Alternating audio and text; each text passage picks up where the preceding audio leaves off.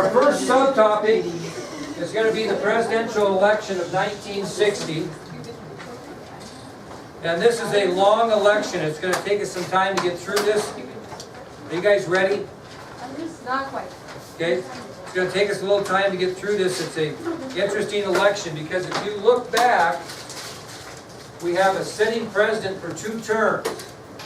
And now it's because of the U.S. Amendment to the Constitution will become the first presidential candidate or president to be limited by that. So we've got a wide open field here. The Republicans are going to try to find a candidate, and the Democrats are going to try to find a candidate. The Republicans have been ruling the White House for 8 years. And so Vice President Richard Nixon, which we'll talk about later, he's going to be the leading candidate for the Republican nomination. But he is going to face a challenge, which is a little bit unusual. But we're going to start with the Democratic side first, okay? So we're going to really start about that. Okay, now, when the process happened for the Democratic nomination for president in 1960, really John F. Kennedy wasn't the only man interested. There were actually 5 men that were interested in securing the Democratic nomination for president. And Kennedy wasn't at first even the front runner. Okay, he was just basically one of 5. So I'm going to go through the 5 men that were interested in gaining the Democratic nomination for president. Now, 4 of the 5 were pretty prestigious senators in our country. The one that was interested that was not a senator was Adlai Stevenson, who was the 2-time loser, losing to Eisenhower in 1952 and 1956. But he was a very popular politician within his party. So he certainly was in the mix, even though he had lost the last 2 presidential elections. So he just was one of those that hadn't made up his mind. What these candidates do is they kind of hint that they're interested, but then when the media asks them, they say, oh, I haven't declared that I'm running for president, or oh, no, I haven't made that decision, or no, that's still a ways away. But really they're interested, but they don't want you to think. They play a little hard to get. And Adlai Stevenson was the same way. When he was questioned about it, he kind of skirted the issue like, I'm not sure, I don't know, I'll let you know. Well, the senators that were involved were very high-powered senators. The first we've heard of, Senator John F. Kennedy of Massachusetts. So, along with Adlai Stevenson, these are the 4 other hopefuls that are looking to gain the Democratic nomination for president in 1960. Senator John F. Kennedy of Massachusetts. Another man we've heard of was Senator Hubert H. Humphrey of Minnesota. He was the person, if you remember correctly, that got things stirred up about civil rights. Remember? Made the comment about they should adapt a civil rights platform. Okay? But he's a very, very popular and prestigious senator from Minnesota. The 3rd senator, also very powerful, Senator Lyndon B. Johnson of Texas. Senator Lyndon B. Johnson of Texas. So you've got Adlai Stevenson and then Senator John F. Kennedy of Massachusetts, Senator Hubert H. Humphrey of Minnesota, Senator Lyndon B. Johnson of Texas, and kind of the dark horse, the guy that Democrats kind of wanted, but he wasn't as interested, but he wasn't not interested either, was Senator Stuart Symington of Missouri. Senator Stuart Symington of Missouri. So you have a full house as far as the Democratic nomination goes for president in 1960. You've got 5 men that are interested in that particular nomination. 4 senators and Adlai Stevenson. Senator Kennedy of Massachusetts, Senator Humphrey of Minnesota, Senator Johnson of Texas, and Senator Symington of Missouri. So it's a wide open field. Now when you have this many, 2 of them usually kind of jump to the front. They're called the front runners, the ones that probably have the best chance. And when this whole campaign started, the 2 front runners were Kennedy and Humphrey. They were the 2 front runners, the ones that were more interested and looked like they were going to put the effort in to try to gain the nomination. So the 2 front runners for the Democratic Party are going to be John F. Kennedy of Massachusetts and Hubert H. Humphrey of Minnesota. Both had issues to overcome if they were going to get the support of the Democratic Party. Excuse me. Both had issues to overcome. Humphrey had one issue he had to overcome, and Kennedy actually had two. Now, most of the Democratic Party were liberal at the time, okay? But there were also a lot of conservatives. And the problem that Hubert Humphrey had in gaining the nomination is he was viewed by the Democratic Party as too liberal for the party. So during his campaign, he's going to have to convince delegates that are going to either nominate him or not nominate him for the for the right to run for president. He's going to have to convince them that he's not too liberal. He's got to overcome that. Now, Kennedy had two issues to overcome if he was going to gain the support of the American people. What do you, anybody know those might have been? Yes. He was Roman Catholic, okay? And that no one had ever even gained the nomination. Excuse me, let me rephrase that. No one had ever been elected. There was only one person that ever gained the nomination for president that was Roman Catholic. Because people had the philosophy that if he gets elected, the Catholic Church is going to run the country. It was no different than when Mitt Romney ran for president. There were a lot of people concerned that the Mormon Church was going to run the country. That was something Mitt Romney actually had to overcome, not to the extent, however, that Kennedy did. So he was Roman Catholic. No candidate of that religion had ever been elected to the highest political office in the land. Only one person had ever been nominated. Okay? What else might have been his concern of American people of John Kennedy? He was youth. Very good. He was very young. He was only 43 years old, and he really wasn't very experienced, and he was very unproven to the American people. He was a junior senator, so to speak, from Massachusetts. But he had some clout. But he had to overcome his age and his religion. Now, you guys have kind of paid attention to this last presidential election, and they had all these important primary elections. And what primary elections do is they kind of set the stage for the convention, and whoever usually wins the most primary elections usually ends up being the nominee.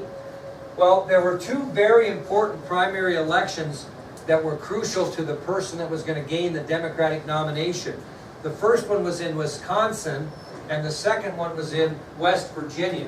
These were two crucial primary campaigns in which Kennedy and Humphrey would fight it out, and whoever won those two primaries more than likely was going to pave their way to the Democratic nomination. So there were two, one in Wisconsin and one in West Virginia. Now, we'll talk about Wisconsin first. And this is kind of like when you have two football teams playing each other. One's ranked first in the state, and the other one's ranked like 335th in the state. Sometimes your goal in playing that team, if you're the underdog, is not to win, but to what? Or play well, play close, okay? Not knock yourself out of the race, so to speak. Well, in Wisconsin, Kennedy was the guy that was, quote, ranked first in the state. He wanted to crush Humphrey in a landslide victory in this Wisconsin primary. And he believed if he could throw that knockout punch in Wisconsin and really, defeat Humphrey by a large margin, that Humphrey would just simply quit.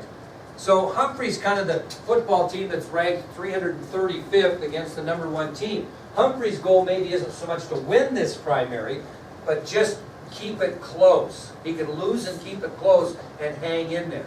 And that was his goal, whereas Kennedy's goal was to defeat him badly, to knock him out.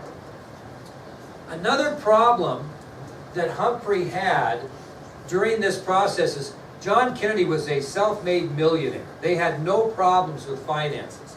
And Humphrey was barely hanging on financially during these primary elections. He didn't have the money that Kennedy had. So, like I said, Kennedy believes if he can really get the knockout punch here on Humphrey in the Wisconsin primary, that because of financial issues, nobody's going to kick in more money to Humphrey, are they? If he gets his tail kicked in the Wisconsin primary, and that's what Kennedy's thinking. Well, Kennedy goes on to defeat Humphrey in this Wisconsin primary, but it's much closer than anticipated, and really what it becomes, kids, is a moral victory for Humphrey. And because of that, he's able to initiate a little more fundraising for his campaign because he's showing he can compete. So, Wisconsin primary, Kennedy wins, but it's no landslide. It's no knockout punch. And it keeps Humphrey in the race because Humphrey gets a little more financial support from his constituents to continue the fight. So, what becomes the do or die situation for the Kennedy campaign? The West Virginia primary. Now, this is interesting because a win or even a close win is going to be detrimental to Kennedy. Again, he's got to win big. The problem he has is that 95% of the voters in West Virginia are what? What? No? No, in the Democratic, you got to declare it a primary if you're Democrat or Republican. So we're all talking about Democratic voters here. But the problem with the people that live in Wisconsin that are Democrats, 95% are Protestant. 95% are Protestant. And here's a Catholic candidate coming in to try to get their votes. So again, a close win or even a loss in this primary would be disastrous for Kennedy. He would surely be unable to secure the nomination during the upcoming Democratic convention, and nobody thought he could win because 95% of the voters in West Virginia of the Democratic Party were Protestant. Okay? Well, despite that, Kennedy campaigned tirelessly. I mean, he's campaigned and campaigned and campaigned because he knew that when the vote came on May 10th of 1960, that if he lost or had even a close victory, he might be done. So he campaigns and campaigns, and finally the vote comes in the West Virginia primary on May 10th of 1960. Kennedy wins a smashing victory, gaining over 60% of the vote, which is a pretty good margin in a primary. So Kennedy is very successful campaigning, and on May 10th of 1960, Kennedy wins a smashing victory over Humphrey at the West Virginia election, wins 60% of the vote. And what does Humphrey do afterwards? Drops out. He withdraws from the race, which is really going to pave the way for Senator Kennedy at the Democratic Convention. Okay, he's got all the moxie and all the momentum going in. And Humphrey runs out of money, and he withdraws from the race. What else does this victory do in West Virginia for Kennedy? Quiets the what? The religious issue. Because he wins a primary where 95% of the voters were Protestant. Now I'm going to tell you something. He fought this religious issue all the way through the campaign. And we'll talk more about that later. Always having to answer questions. Well, so that takes us to the 1960 Democratic National Convention. And it was held in Los Angeles, California. Held in Los Angeles, California. Now I'm going to give you a little government here, but I think we've talked about it. In this particular convention, a candidate would need 761 delegate votes to win nomination. They needed 761. Now, how many votes, how do these votes work? Wyoming's going to send delegates to the convention. Are they going to send as many as New York does? No. So, at the time, Wyoming had 23 delegates at the convention, which means they had 23 delegate votes. The candidate needed 761. Well, what they do is they campaign and campaign, have all this fanfare during the convention, and finally it comes down to the brass tacks, and they have their voting roll call. And they start at the top of the alphabet with Alabama. And they'll go like, it'll be something like this in today's terms. Alabama, the great state of Alabama, home of the 2015 national champion Crimson Tide football team, cast their 37 delegate votes to the next president of the United States, Mason Irvine.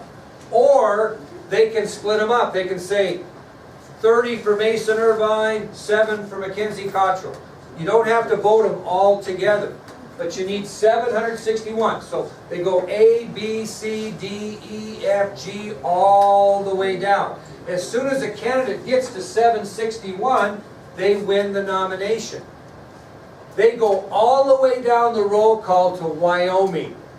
And Wyoming gives their 23 delegate votes to Kennedy, which put him over the top and gave him the 761 he needed for nomination. What happens, we've talked about this, what happens if he doesn't get 761? They start over a second vote. And it starts all over. So it doesn't matter what Alabama gave the first time, they can change their mind. And there's a lot of backseat campaigning, and it makes it tough. Kennedy never gains the nomination, historians will tell you, if he doesn't get it on the first ballot. If they go to a second ballot, it never happens. Okay? Now they state a couple of things I want you to know here. That if Senator Johnson had stepped into the race a few weeks earlier, it was basically Humphrey Kennedy. He sat back and kind of said, oh no, I'm not going to do it. Because he was Senate Majority Leader. He was the most powerful guy in the Senate. And he always kind of thought back, well, I'm not sure. Historians say if he'd have gotten the race a few weeks earlier, or at the very start, if Adlai Stevenson would have said yes, right off the bat, I want to try a third time, historians say that John Kennedy would have never gotten nomination on the first ballot. Would not have happened. So Wyoming was a key factor in Kennedy gaining this nomination when they gave their 23 delegate votes to him. With that, he becomes the Democratic nominee. Now, he's got to select what now? Vice President. A running mate. And he chooses Senator Lyndon Baines Johnson of Texas to be his running mate. So this is going to be a Kennedy-Johnson ticket.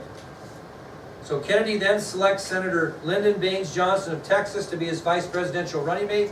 Why? Why do you want Johnson? He didn't like Johnson. Johnson was probably the most powerful man other than the President of the United States in politics. He was the Senate Majority Leader. He's going to take a lateral move, if not a move downward, to be vice president, because people say the closest thing to falling off the face of the earth politically is be the vice president, right? Especially under a president that doesn't really like you that much. So why can't he pick Johnson? Why don't you pick somebody else? Experience is good. What? Well, that's a good guess, but not it. Somebody, what'd you say, Buck? People did where? Maybe. What? South. He picked Johnson because he wanted the Southern vote. Kennedy was a polished Easterner. He was not appealing really to the Southern people, and he needed Johnson to gain the Southern vote because he knew this was going to be a close election no matter who he ran against, and he knew he needed the South. So that's why he picked him. Okay? Now, let's move to the Republicans now. Who's their number one front runner? Richard Nixon. He's the vice president. However, he's going to face a challenge from New York Governor Nelson A. Rockefeller. There's a picture of Rockefeller. We're getting on the wall now. There's Rockefeller up there. Re-elect Rockefeller, governor of New York. That actually is signed. You'll have to see how it's signed. It's pretty rare. But anyway, Nelson Rockefeller is going to challenge Nixon, which is kind of unheard of. And Rockefeller, you've heard about the name. He's a very wealthy individual. He's the governor of, one of the highest populated states in the country. He's a very liberal individual, and Nixon is not. He's almost the polar opposite. Okay? He's vice president, but he's not real wealthy, and he's not real liberal. So you've got polar opposites that are vying for the Republican nomination. Now, you can't blame Nixon. Nixon was a little arrogant. He thought, man, I served 2 successful terms under Dwight Eisenhower as vice president. This guy shouldn't be challenging me. This nomination should be mine. And so he kind of turned the tables. He thought, well, you know what? Maybe Governor Rockefeller would choose to do what? Instead of run against me. You can't beat him. Be his vice presidential running mate. That's what Nixon was thinking is, hey, I served 2 successful terms as vice president under President Eisenhower. I believe this nomination should be mine. I want Governor Rockefeller to be my running mate. So Rockefeller is approached by Nixon's group, and he refuses to do that. Refuses to do it.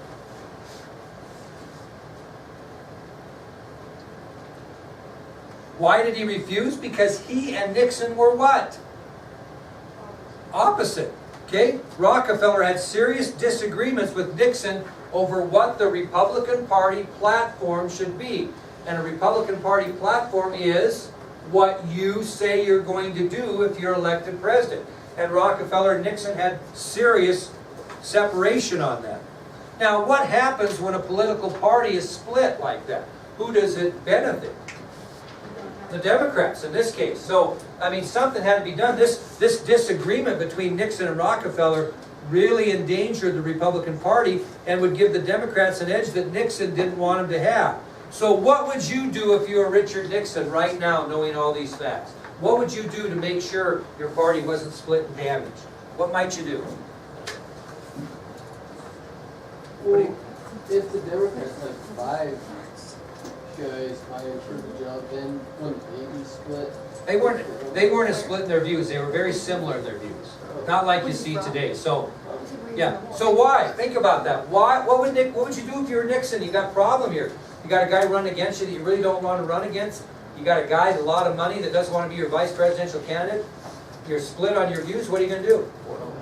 No, you can't. You can't quit. Buck says quit. When you get on that bull and he starts bucking a little hard, you just say, okay, jump right on. Well, I'm just saying. So you got this bull you don't agree with. Okay, he wants to buck you off. What are you going to do? You going to try to overpower him? How are you going to do that? Okay, well, that's kind of what Nixon was going to do, but in a different way. Diplomacy. What's he going to do? What's he going to do with Rockefeller? He's going to meet with him and negotiate. Very good. So what happened because of this controversy, Nixon asked Rockefeller to meet with him. Now this is where Nixon was brilliant. Instead of making Rockefeller come to him, very good, he went to New York. That was a good move. So instead of saying, hey, I'm the vice president, you come to Washington, and by God, we're going to meet and talk about this, he said, you know, we need to work and negotiate or compromise. I'll come to New York on your turf. So they met. And Nixon, this is very important you understand this, when Nixon went to meet with Rockefeller, he had 2 very important goals he wished to accomplish during this meeting. What do you think one of those would be, Cody? What's one goal Nixon's going to have with the information I've given you? When he goes and meets with Rockefeller, what's one goal he wants to accomplish?